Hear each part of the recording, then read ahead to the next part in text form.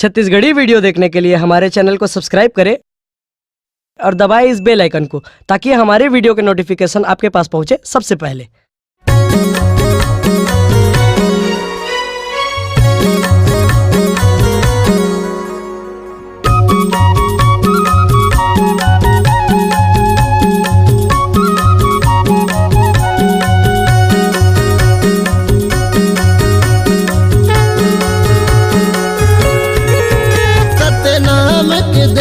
सहारा सतनाम के दे सहारा आए हैं गिरो तुरी धाम जपत गा सतनाम आए हैं गिरो तुरी धाम जपत गा सतनाम सतनाम के दे सहारा सतनाम के दे सहारा आए हैं गिरो तुरी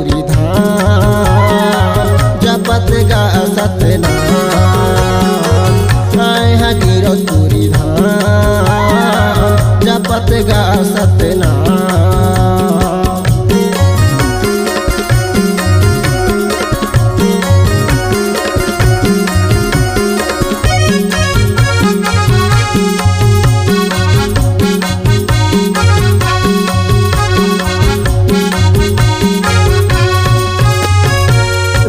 बर तोरे रेंगत आए झलक तोरे दिखा देगा झलक तोरे दिखा दे राजन दिवाकर तोला पुकारे गरीब पे कुटिया माया देगा गरीब पे कुटिया माया दे।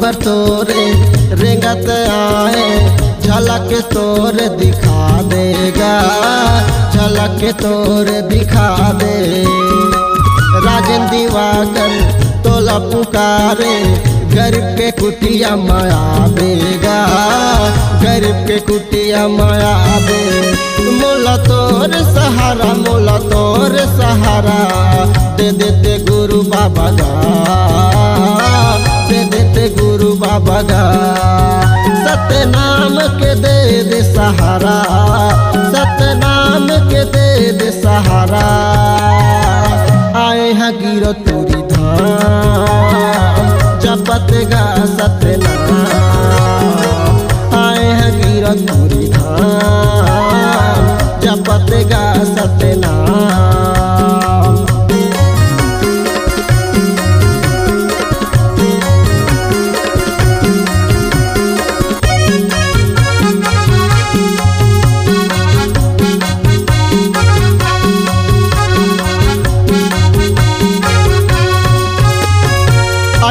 दिसंबर 1756 में जन्म लेके तयाएगा जन्म लेके तयाए गिरौदपुरी के पावन भूइयाला सत्य के धाम बनाएगा सत्य के धाम बनाए।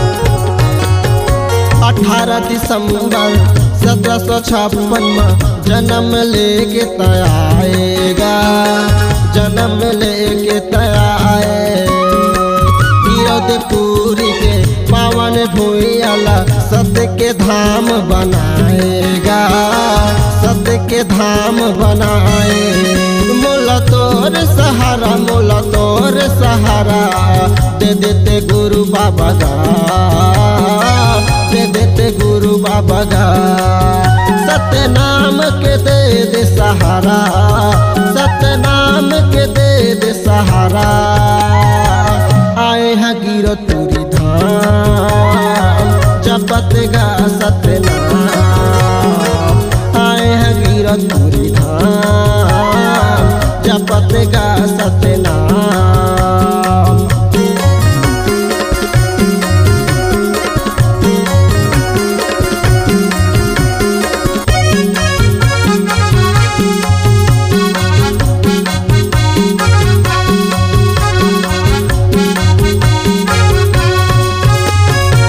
छाता पहाड़ में जाके बाबा जब तहाँ सतनाम गा, जब तहाँ सतनाम गा।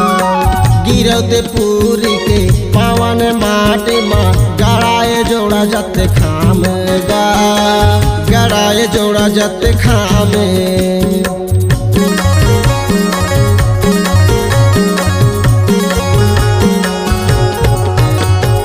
छाता पहाड़ में जाके बाबा जब तहाँ सतनाम गा, जब तहाँ सतनाम।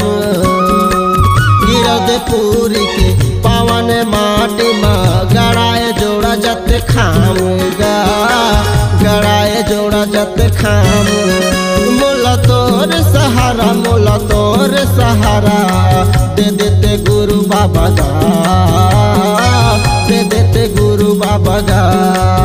सतनाम के दे दे सहारा, सतनाम के दे दे सहारा। आए हैं गिरौदपुरी धाम जपत गा सतनाम, आए हैं गिरौदपुरी धाम जपत गा सतनाम।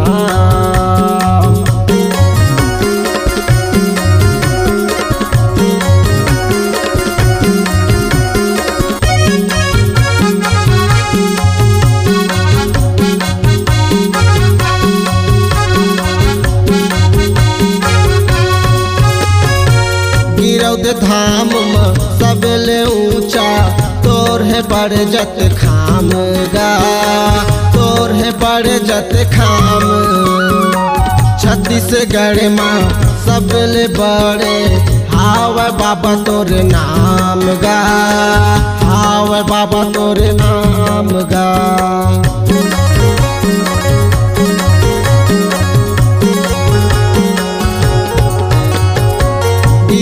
धाम में सबले ऊंचा तोर है बड़ जत खाम गा, तोर है बड़ जत खाम गा।